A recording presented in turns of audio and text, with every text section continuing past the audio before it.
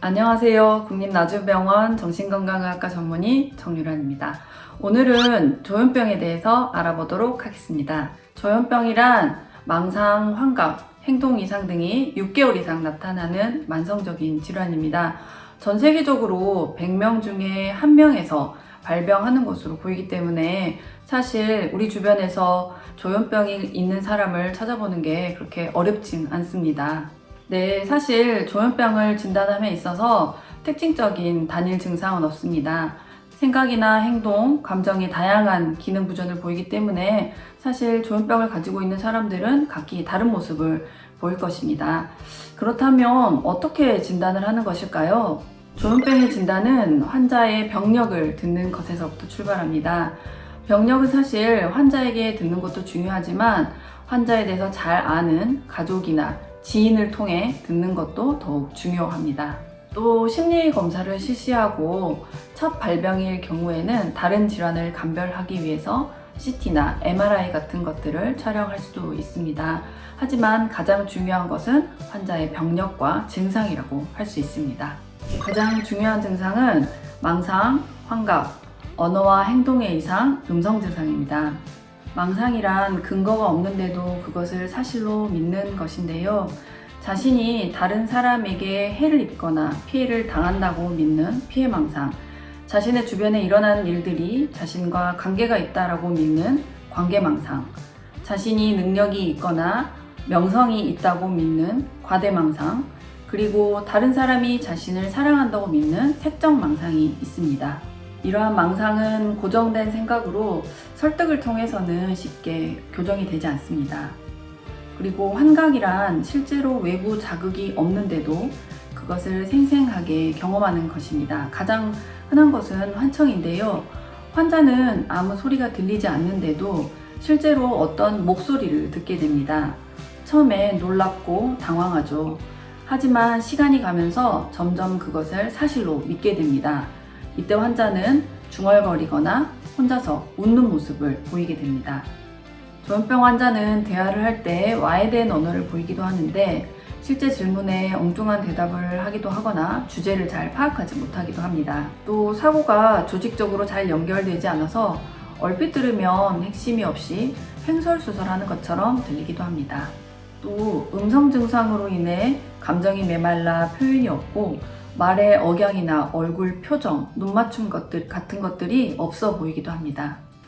또 마치 우울증에 걸린 것처럼 대인관계가 없고 의욕이 없는 것처럼 보이기도 합니다. 조현병에 대한 흔한 오해 중에 하나는 조현병을 심리적 질환이라거나 잘못된 양육의 문제로 생각한다는 것입니다. 조현병의 원인은 명확하게 밝혀져 있지는 않지만 현재까지 밝혀진 바에 의하면 생물학적 소인과 환경의 상호작용에 의해서 발병한다고 추정이 됩니다. 조현병 환자는 뇌의 특정 부위에서 도파민이라는 신경 전달 물질에 이상이 생기면서 증상이 나타나는데 이 도파민이 과활성되면 망상이나 환각, 혼란된 사고 같은 것들이 나타나게 됩니다. 최근에는 도파민 외에 세로토닌 같은 다양한 신경생화학적 변화가 상호작용을 일으켜서 복합적으로 조현병과 관련된다고 추정합니다. 이러한 생물학적 소인의 상당 부분은 유전적 영향을 받을 것으로 생각이 됩니다. 그동안의 연구를 보면 조현병은 유전적 요소가 강하게 작용하는 것으로 보입니다. 일반인이 조현병에 걸릴 확률은 1% 정도로 알려져 있지만 부모나 형제 중 한 사람이 조현병 환자일 경우 발병률은 5에서 10% 정도로 높아지게 됩니다. 부모 모두가 조현병 환자일 경우에 자녀가 조현병에 걸릴 확률은 40% 정도로 매우 높죠. 하지만 조현병이 100% 유전병은 아니라는 점을 강조하고 싶습니다.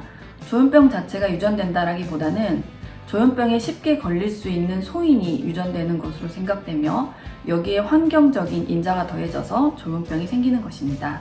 치료는 크게 약물 치료와 정신치료가 있습니다. 항정신병 약은 망상이나 환각, 와해된 사고를 제거하거나 완화시킬 수 있고요. 특히 급성기 증상이 있을 경우에는 약물 치료를 통해 급성 증상을 완화시키는 것이 중요합니다. 당장의 증상이 사라진 후 항정신병 약을 지속적으로 사용하면 재발의 가능성이 현격하게 줄어들게 됩니다. 약물에 대한 흔한 오해 중 하나는 약을 먹으면 의존성이 생기고 부작용이 생겨서 뇌가 망가지고 바보가 된다는 등의 생각들입니다. 항정신병 약을 처음 먹을 때는 졸리거나 근육이 걷고 몸이 떨리는 등 부작용이 있을 수는 있으나 이는 일시적인 현상이고 생명의 위협을 초래하는 심각한 부작용은 없는 것으로 알려져 있습니다. 또한 부작용이 덜한 훌륭한 약물이 개발 중이며 국내에서도 이러한 약물을 사용하고 있습니다. 정신치료에는 개인정신치료, 집단정신치료, 가족교육, 지역사회 재활 프로그램 등이 있습니다. 이러한 정신치료만으로 조현병을 낫게 할 수는 없으나 조현병의 재발률을 낮출 수 있습니다. 또 궁극적으로 조현병 환자들이 사회 구성원으로서 역할을 하고 정상적인 생활을 할 수 있도록 기능 회복을 도울 수 있습니다. 재활 프로그램은 현재 국립나주병원에서 친환경 양봉 사업, 바리스타 양성을 위한 커피 사업 등을 예로 들 수 있겠습니다. 오늘 이렇게 조현병에 대해서 설명을 해드렸는데요. 오늘 영상이 좋으셨다면 구독과 좋아요, 알림 설정 부탁드립니다. 감사합니다.